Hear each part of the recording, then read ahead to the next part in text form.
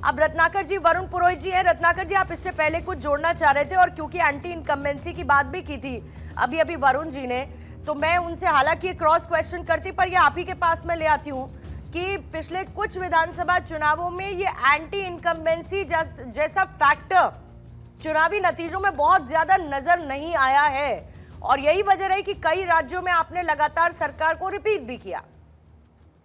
जी पूर्णिमा जी, बिल्कुल सही कह रही है आपकी। एंटी इनकम्बेंसी जो है बहुत सारी जगहों पे काम, ये फैक्टर काम नहीं करता है। इनफैक्ट जो है एक ट्रेडिशन देखा गया था बहुत सारे राज्यों में कि सरकारें बदलती हैं 5 साल के बाद, वो भी हमने उस मिथ को जो है ध्वस्त करने का काम किया है। निश्चित रूप से देखिए, आज अभी वरुण जी जो कह रहे थे कि एंटी इनकम्बेंसी है और कोई चमत्कार होगा, देखिए बड़ी विडंबना है। आज कांग्रेस आज भी इस भरोसे बैठी है कि एंटी इनकम्बेंसी होगा और हम जीत करके आ जाएंगे और भारतीय जनता पार्टी हार जाएगी, और ये आज भी चमत्कार के ऊपर भरोसा कर रहे हैं कि कोई ऐसा चमत्कार होगा जिससे कि कांग्रेस पार्टी फिर से सत्ता में आ जाएगी। मैं कहना चाहूंगा, मैं सिर्फ एक यही चीज कहना चाहूंगा, अपने नेता राहुल गांधी को जरा सिखा दीजिए या समझा दीजिए कि अगर जनता के दिल में बसना है तो विकास की बात करें, उनके राज्यों के हित की बात करें। अब देखिए पूर्णिमा जी, राहुल गांधी जैसे कद्दावर नेता जो लीडर ऑफ अपोजिशन है, वो भी आ करके किस भाषा का प्रयोग असम में करते हैं। वो यहां तक कहते हैं कि अगर हमारी सरकार आएगी तो हेमंत बिस्वा शर्मा पे, जो कि 2 बार मुख्यमंत्री रह चुके हैं और तीसरी बार अभी चुने जाने वाले हैं, उनके ऊपर कहते हैं कि ऐसी कार्रवाई करेंगे कि जेल में चूं तक नहीं बोल नहीं सकते। तो हेमंत बिस्वा शर्मा कौन सा कुछ फिर उस पर पलटवार करने में पीछे है रत्नाकर जी? देखिए पूर्णिमा जी, जिस तरह से असत्य आपको मीम तो पता ही होंगे ना सोशल मीडिया पर हेमंत बिस्वा शर्मा के स्टेटमेंट के क्या चल रहे हैं।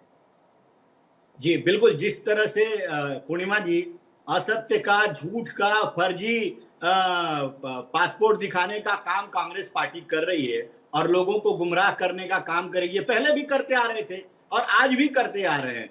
निश्चित रूप से जनता यह जानती है कि जनता को चाहिए क्या। जनता को यह नहीं चाहिए कि हेमंत बिस्वा शर्मा की पत्नी के कितने पासपोर्ट है, सही है कि गलत है। जनता को यह चाहिए कि हमारे लिए कौन काम करे, और वो भारतीय जनता पार्टी के नेतृत्व में हेमंत बिस्वा शर्मा ने वहां पे किया है। राहुल गांधी आज भी चुनाव प्रचार में कोई भी विकास का एजेंडा इन्होंने जनता के सामने नहीं रखा। विपक्ष तो कहता है कि आप लोग सीधे आइडेंटिटी को ले आए हैं चुनाव के बीच में, आप सीधे सीधे आइडेंटिटी पर खेल रहे हैं। नहीं, आइडेंटिटी पे खेलने का काम देखिए ये करते हैं, कांग्रेस पार्टी करती है। कांग्रेस पार्टी जिस तरह से पहले में, आपको याद भी होगा कि किस तरह से एक बीपी सिंह का इमेज खराब करने के लिए इन्होंने सेंट किट्स फॉर्जरी केस लेकर के आए थे, और वो फॉर्जरी केस में उन्होंने बीपी सिंह के लड़के का बताया था कि कैरेबियन जो द्वीप है उसमें एक सेंट किट्स में उनका बैंक अकाउंट गुप्त रूप से रखा गया है। तो इमेज को डेंट करने की ये पहले भी इस तरह का स्टोरी लेकर आए थे, जो जांच में पाया गया था कि वो गलत है। उसी प्रकार हेमंत बिस्वा शर्मा का इमेज जो है डेंट करके और राजनीति अपनी रोटियां सेकने के लिए उनके ऊपर इस तरह का आरोप प्रत्यारोप की राजनीति कर रहे थे। जबकि जांच में ये पाया गया कि वो जितने भी इन्होंने कहा कि 3 देशों के पासपोर्ट है, वो सारे फेक थे। और अगर फेक नहीं रहते तो आज बताइए, जो व्यक्ति चैलेंज दे रहा था, खुला चैलेंज दे रहा था कि आइए आज जांच कर लीजिए, मैं यहीं पे बैठा हूं, कोई गलत है तो मेरे ऊपर एफआईआर करके मुझे पकड़ के जेल में डालिए, वो आज तेलंगाना में भाग करके हैदराबाद में भाग जा रहा है। तो इस तरह का मुंह छिपाने का आरोप लगाना और जब एफआईआर हो जाती है तो भाग जाना, मुंह छिपाना, ये कांग्रेस का चरित्र है, चाल चेहरा चरित्र इसे उजागर होता है। निश्चित रूप से हम इस तरह की राजनीति में नहीं आते हैं और हम जो है विकास की राजनीति करते हैं। मैंने आपको गिनाया कि किस तरह से, आपने भी अभी चर्चा किया कि महिलाओं के हित के लिए प्रधानमंत्री जी ने जिस तरह से काम किए हैं। आज लाडली बहन योजना जैसी दूसरे राज्यों में जो योजनाएं चल रही हैं, तमाम तरह की योजनाएं हम जिस राज्य में आते हैं महिलाओं के सशक्तिकरण के लिए करते हैं। अभी लखपति दीदी के माध्यम से महिलाओं को आत्मनिर्भर बनाने का काम करते हैं। तो महिलाओं का वोट जो है वो भारतीय जनता पार्टी की तरफ बहुत उनका झुकाव रहता है और उनका आशीर्वाद जो है भारतीय जनता पार्टी के साथ रहता है। इसलिए हम तमाम विकास के बातों पे ही और विकास के मुद्दों पे ही हम चुनाव लड़ते हैं और हमको जनता चुनकर लेकर आती है और अपना आशीर्वाद। ठीक है, आप कहते हैं कि ये चुनाव आप विकास के नाम पर लड़ रहे हैं, वरुण पुरोहित जी कहते हैं कि ये चुनाव जो है वो ध्रुवीकरण के नाम पर बीजेपी लड़ रही है। अब क्योंकि वरुण पुरोहित जी आपको विकास तो नहीं दिखता होगा, मैं स्पेसिफिकली पहले मैं असम की बात कर लेती हूँ क्योंकि वहां पर आप लोगों को विकास तो नहीं दिखता होगा। आपको मियां मुसलमान याद आते होंगे, आपको ध्रुवीकरण, आपको हिंदुत्व की पिच दिखती होगी, आपको आइडेंटिटी पॉलिटिक्स दिखती होगी। पूर्णिमा जी, इल्यूजनरी बातों का तो मैं जवाब नहीं दे सकता। इनको तो चमत्कार शब्द मैंने बोला नहीं, चमत्कार चमत्कार करने लग गए। अब आप कह रहे हो आपको ऐसे दिखता हूँ, मैं तो ग्राउंड की बात करी है और मैं बिल्कुल इल्यूजनरी बातें नहीं करता। अब इन्होंने कहा जांच जांच, भाई मनमोहन सिंह की सरकारों को कितने आरोप लगाए थे, कौन सा जांच में निकला, कुछ निकला? सब ये बेकार का प्रोपोगंडाइज्म जो होता है राजनीति में चलता है। इनकी जो पार्टी में तो बचपन से देखा कि मीटिंगों में कह देते थे, अब मैं बोलना नहीं चाह रहा पर ये बोल रहे हैं तो इसलिए उजागर करना पड़ रहा है। सांप आ गया, सांप आ गया, सपेरे से लेके सांप छोड़ दे, भीड़ भाग जाए विपक्ष के नेताओं की। और जहां तक विपक्ष की बात है, मुझे बताइए, अगर दूसरी सरकारें जीत रही, दूसरी पार्टियां जीत रही, इतने सालों से कांग्रेस की भी सरकारें केंद्र में रही, स्टेट्स में रही, तो क्या विकास नहीं हो रहा था? क्या इन्हीं के 10 साल में विकास हो रहा?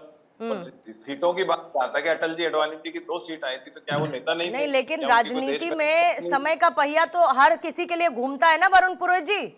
तो आपने एक समय पर राज किया, अब इनका दौर चल रहा है।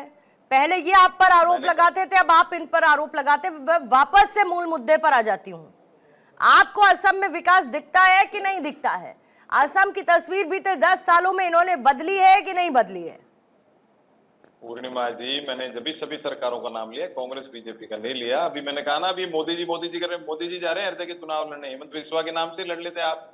अभी तो वो कांग्रेस का नेता है, आपने तो जीता है नहीं, 5 पर आपने कहा 5 बार जीता है, तो कांग्रेस से जीत के नेता बना है ना, यूथ कांग्रेस से।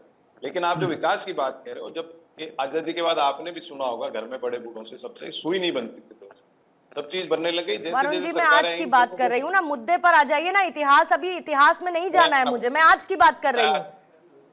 आप तो नहीं जाते पर मोदी जी तो जाते ना। अरे पर मैं अभी 10 सालों की बात कर रही हूँ। 10 सालों में आपको विकास दिखता है, असम में नहीं दिखता है। 10 साल की बात भी कर लेता हूँ, आपकी बात भी मानता हूँ। 10 साल की बात कर लो आप। जब से जीएसटी कलेक्शन, केंद्रीकरण हुआ है टैक्सेशन का, केंद्र के पास, सरकार के पास ज्यादा पैसा, और पैसा आने से वो बड़ी बड़ी योजनाएं करते हैं। छोटी योजनाएं नहीं कर रहे हैं आम जनता के लिए, छोटी योजनाएं करते हैं। मैं इनको साधुवाद देता, मुझे कोई फर्क नहीं था इनकी, जैसे मैं कोसता नहीं किसी को। अब बुलेट ट्रेन, बड़े बड़े हवाई अड्डे क्या काम आएंगे आम जनता के? आ जाएंगे ना कल आएंगे। यूपी में बने कितने बेकार पड़े।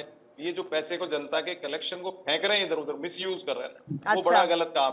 आप आसाम में, आप, मैंने फिर क्यों कहा असम का मोरीगांव जिला जानते हैं वरुण पुरोहित जी आप? मेरी बात तो पूरी हो जाने दो। अरे मुझे बताइए ना पुरोहित जी, मोरीगांव जिला जानते हैं आप असम का? मैं नहीं गया मोरीगांव। नहीं, वैसे सुना है आपने मोरीगांव जिले के बारे में? अब आप एक एक जिले के बारे में पूछो। नहीं, जिले के बारे में नहीं पूछ रही हूँ, मोरीगांव की अपनी इंपॉर्टेंस है इसीलिए पूछ रही हूँ। अब थोड़ी मैं हर एक जिले में जाऊंगी, मैं इसीलिए पूछ रही हूँ कि उसकी अपनी इंपॉर्टेंस इसीलिए है क्योंकि इन्वेस्टमेंट के लिहाज से सबसे बड़ा इन्वेस्टमेंट अगर असम में कहीं हुआ है तो वो मोरीगांव जिले में हुआ है।